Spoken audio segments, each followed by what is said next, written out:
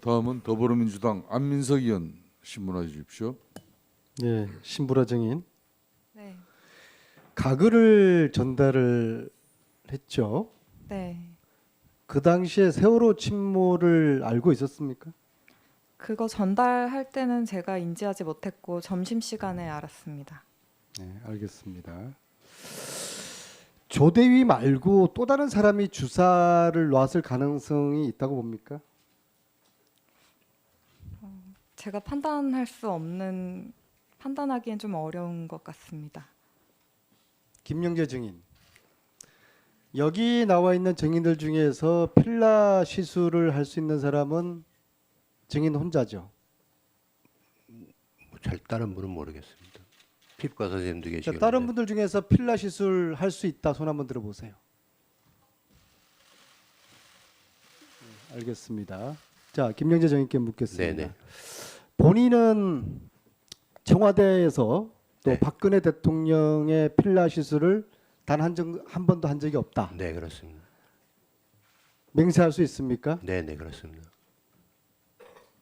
맹세할 수 있습니까? 네, 그렇습니다. 자, 그런데 대통령은 필라 시술을 주기적으로 했다고 오늘 사진을 통해서도 확인을 했죠. 그거는 제가 그냥 개인적인 의견을 말씀드린 거지. 뭐 제가 확실히 했다는 그런 거는 의사로서 그러면 의견을 말씀드린 김영재 증인은 필라 시술을 한 적이 없으면 겁니다. 네. 청와대에서 또 다른 비선 의사가 필라 시술을 했을 가능성이 있다고 봅니까? 뭐 그것도 잘 모르겠습니다. 네, 죄송합니다. 이병석 증인은 어떻게 생각하세요? 제가 있을 동안에 제가 아는 한은 없지 않았나 이렇게 서창수 생각합니다. 증인은 어떻게 생각하세요? 또 다른 제3의 비선 의사가 존재한다. 제가 아는 한 저는 알지 못합니다. 없습니다. 자, 그러면 이 필라 시술을 조여옥 대위가 했을 가능성에 대해서 김영재 증인은 어떻게 생각하세요?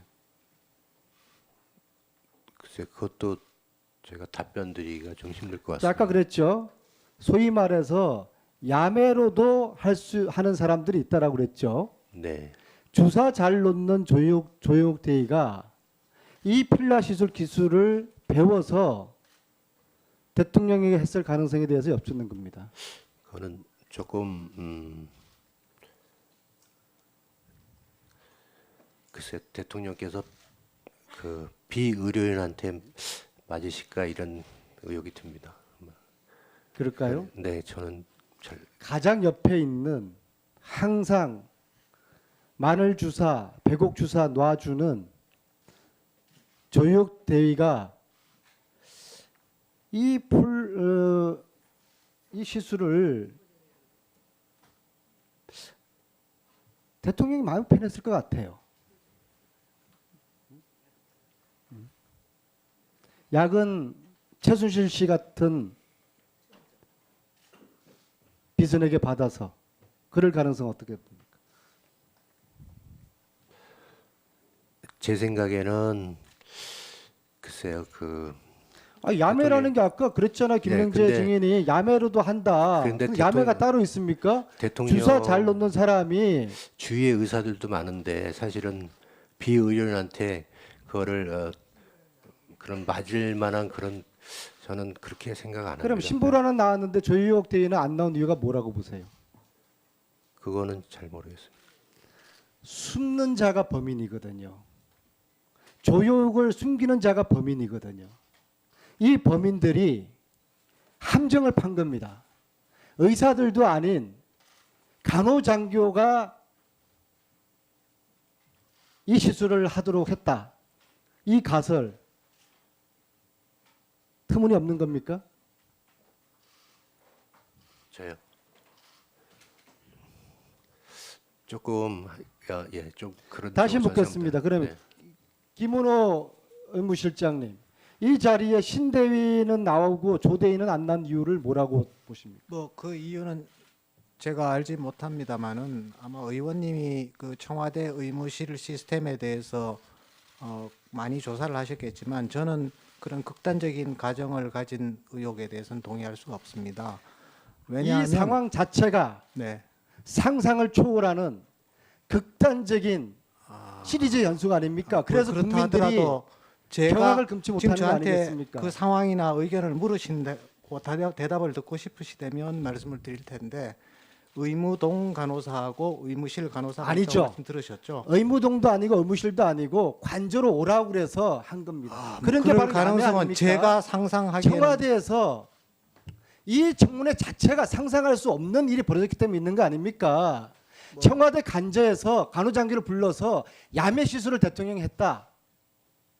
그런 극단적인 김영재- 가정은 저는 상상할 수 없습니다. 김영재 원장님 어떻게 생각합니까? 그거는 사실 아닐 거라고 저는 생각합니다. 왜냐하면 아니 지금은 성형외과 전문의가 대통령한테 불려 들어가서 피부 자문을 해주는 이거는 상상할 수 있는 겁니까? 그때 한 나라의 대통령이 다른 피부과 전문의를 다 놔두고 성형외과 의사를 불러서 이게 근데 이루어질 수 있는 겁니까? 그 의사들이 주위에 많기 때문에 그런 거는 생각하기가 좀 힘들지 않을까 생각합니다. 그렇죠. 예. 저는 하루 종일 왜 조희옥 대의가 오지 않았는가? 이게 어떻게 대한민국 군인입니까? 대한민국 군인이 국회에서 부르는 이 청문회를 대한민국 국민 전체가 알고 싶어하는 조대위의 진실을 조대위가 지금 거부하고 있습니다. 여기에 저는 오늘의 답이 있다고 생각합니다. 이병석 증인, 네. 조대위가 야매로 대통령 관저에서 시술을 했다. 터무니없는 겁니까? 저는 아니라고 생각합니다. 주사는요? 주사는 아까도 다 어제 조대위가 청와대 관저 들어가서 주사를 놓았을 가능성은요? 글쎄요. 저는 뭐 놓을 수는 있었다고 생각은 됩니다. 예, 안민석 의원님 수고하셨습니다. 다음은 초과 신문 마지막 신문자입니다. 박범계 위원 신문하십시오. 네, 박범계 의원입니다. 오늘 저 한국일보 기사입니다. 우리 김영재 증인은 이 기사의 사진을 가지고 여러 질의를 했던 의원님들의 답변에 질문에 이것이 필러 시술일 것 같다라고 얘기를 했습니다. 또 아까 나중에는 실리프팅 자국일 수도 있다 이런 얘기도 했어요. 조금 더 원판 사진을 제가 좀 보여드리겠습니다. 이 원판 사진입니다. 한번 보십시오. 보여지죠? 예. 국무회의도 이렇게 주재를 했습니다. 이 푸른 멍은 청와대에 근무하고 있는 혹은 청와대 사람들에게는 금기어였습니다. 오늘 이것이 까여졌습니다. 김영재 증인. 네. 그 사진 보니까 어때요?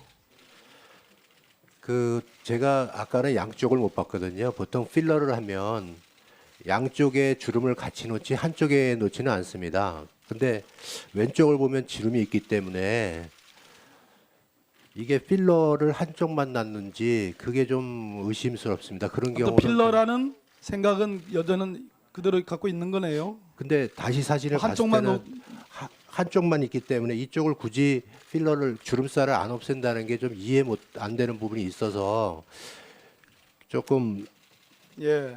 필러라고 김영재 뭐 증인은 오늘 5번 내지 10번 정도를 청와대에 들어갔다 했다 했습니다. 관저입니까 어디입니까?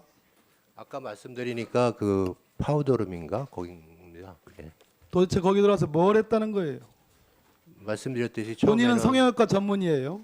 또 전문인 안면 리프팅 전문입니다. 전문인은 아닙니다. 전문적인 아까 있다고 했지 않습니까? 네.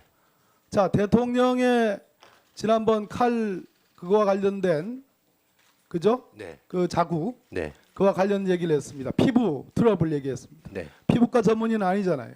네, 그렇죠. 저희가 그렇지만 화장품을 공급해 청와대 관저와 의무동은 가본 적 있습니까? 아니 가본 적 없습니다. 관저만 갔지요. 네. 네. 김영재 증인의 경험과 기억 속에는 관저와 의무동은 분명히 구분되는 거죠. 뭐 의무동은 아까 들어보니까 뭐 저쪽 많이 떨어져 있다고 들었습니다. 네. 김상만 증인. 아까 제가 춘추관 뒤에 있는 안가로 물었습니다. 제가 한번 보십시오. 이거 들어보세요. 보십시오. 잘한다고 했습니다.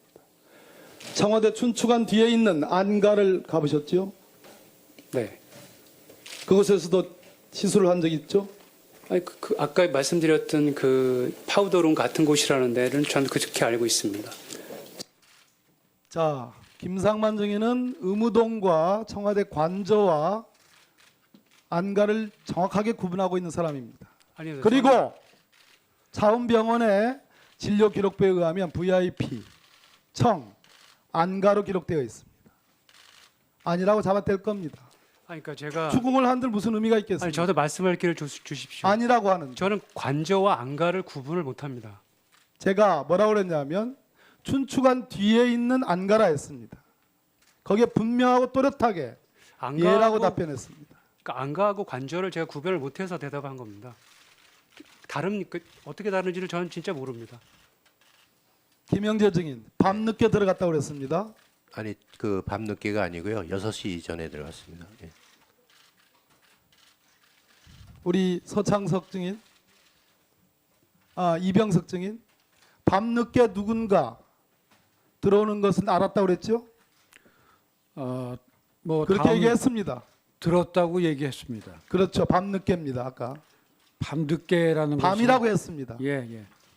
위증하고 있죠 지금. 김상만 증인도 그렇고 김영재 증인도 그렇고.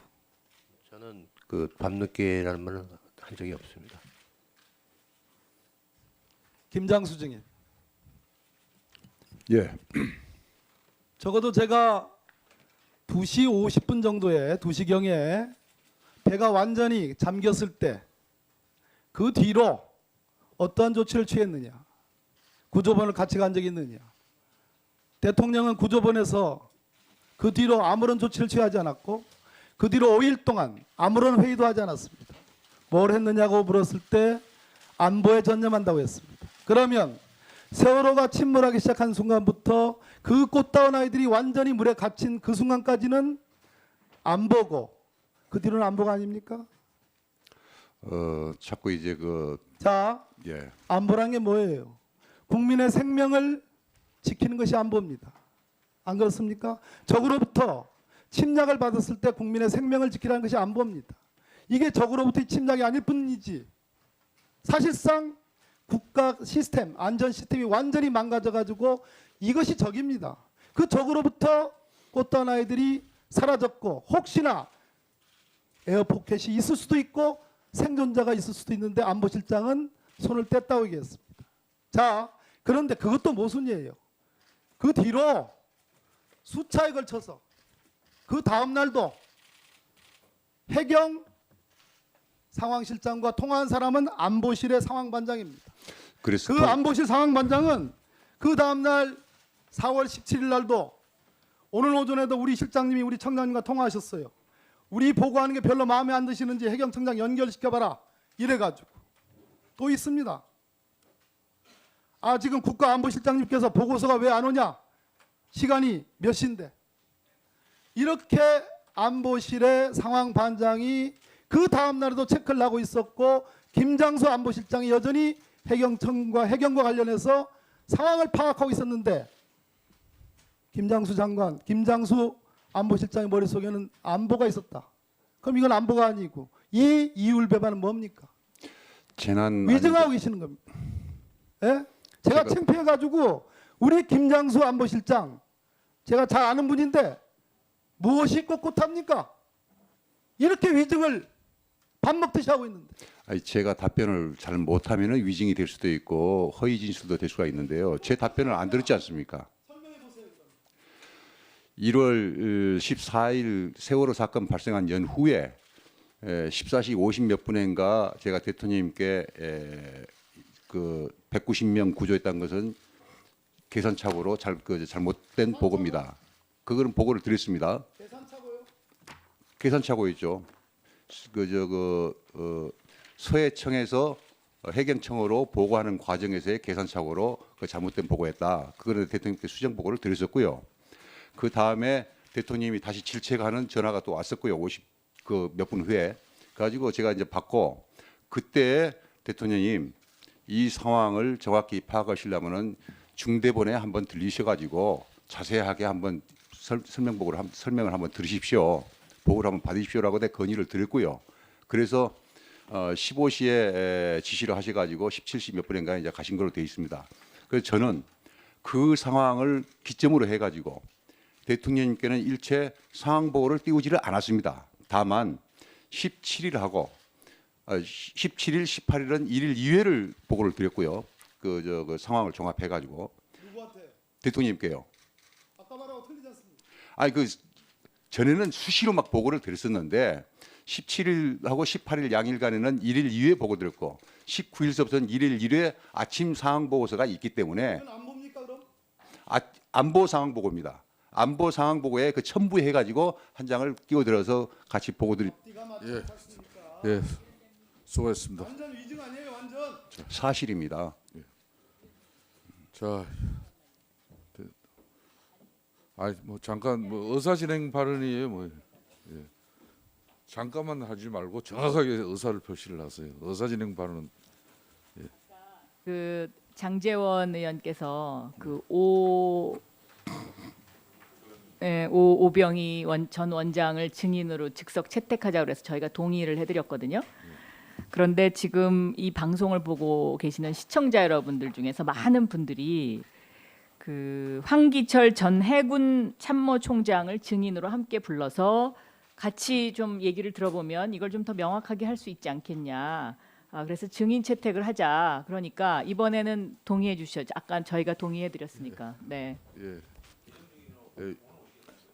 오늘 오시면 제가 보기엔 시기적으로 제일 좋죠. 그러니까 연락이 가능해서 지금이라도. 네. 위원장으로서 국민들이 이미 바라고 있는 거니까요. 일주일 전 오늘 청문회 정인 채택 의결을 했습니다만은 이렇게 또 정인 신문을 하는 와중에 꼭 필요한 정인들이 있습니다. 그렇다면은 오늘 정인 채택은 사실상 아니 아까 우리가 국회 동의해 정원 드렸어요. 조사에 관한 네. 법률에 의해서 맞지는 않고 참고인으로 그래, 불러서 참고인으로 하시죠. 네, 참고인으로 참고인. 불러서 진술 의결을 할 수 있도록 그렇게 조치를 해보겠습니다.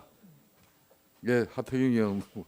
딴 게 아니고 그 김장수 증인 두 번째 위증 혐의가 있어요. 아까 제 질의에 2시 이후에는 이제 안보 문제가 아니어서 관심을 끊었다고 했는데 아까 제가 군 투입 문제를 이야기했을 때 계속 군 투입 지시를 했다고 또 그랬어요. 군 투입 지시를 했는데 왜 이게 안보 문제인데 안보 문제에 관심을 끊을 수 있느냐, 이게 모순이 되는 거고요. 그래서 자료 요청을 하고 싶은 게 그 세월호 관련돼서 육해공 다 군 투입 현황에 대해서 국방부에 자료 요청을 같이 해야 될 것 같습니다.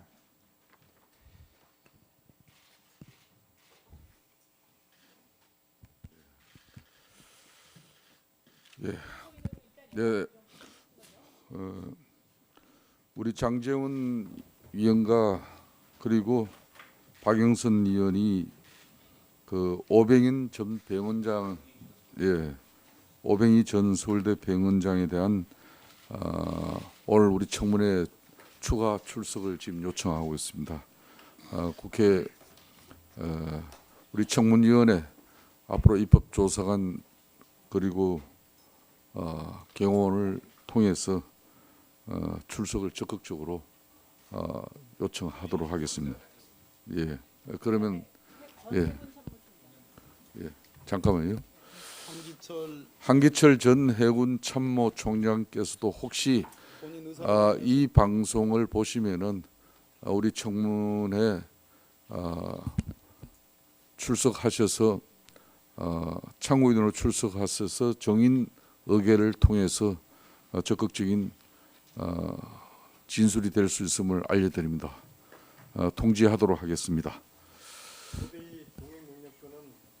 네, 그거는 조대희 동행명령권은 현실적으로 미국에 있기 때문에 지금 의결을 해왔자 오늘 자정까지 이 청문회 시한이 한정돼 있는 관계로 실효적이지 못합니다. 그거는 이제 다음에 또 해야 될 부분입니다. 원래 동행명령권은 국회 이 정은 감사 이 조사에 관한 법률에 의해서 당일날 청문 당일날 불출석했을 때 동행 명령장을 발부하는 것입니다. 예, 그래서 참 아쉬운 부분이 있습니다만은 앞으로 관련 법을 좀 개정해야 될 필요가 있습니다. 예, 그렇게 하겠습니다. 자, 추가 이제 신문을 마치기 전에 황영철 의원, 예, 황영철 사실은 의원입니다. 발언 네, 잠깐 짧게 짧게 하겠습니다. 오늘 그 윤전추와 또 이영선 행정관에게 동행 명령장까지도 보냈는데 이 청와대가 고의적으로 접수를 안 하고 있다고 볼 수밖에 없습니다. 이 부분에 대해서 우리가 지금까지 그래도 경호실장, 검찰총장, 민정수석 등등에 대해서는 나름대로 현직 출석에 대한 불출석에 대한 관례가 있어서 어느 정도 그래도 인정하고 넘어갔는데 행정관이 안 나온다는 건 도대체 이해가 될 수 없는 상황입니다. 예?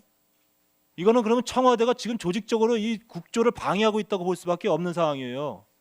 대통령께서 분명하게 이 실체 규명 그리고 또 수사에 적극적으로 협조하겠다고 했고, 그리고 청와대가 대통령이 이 국회의 권능을 결국 무시하는 거로 볼 수밖에 없습니다.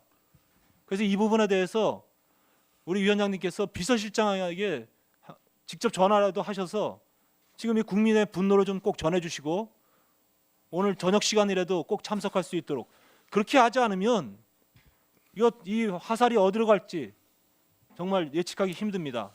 반드시 강한 우리의 의지를 꼭 전해주시기 바랍니다.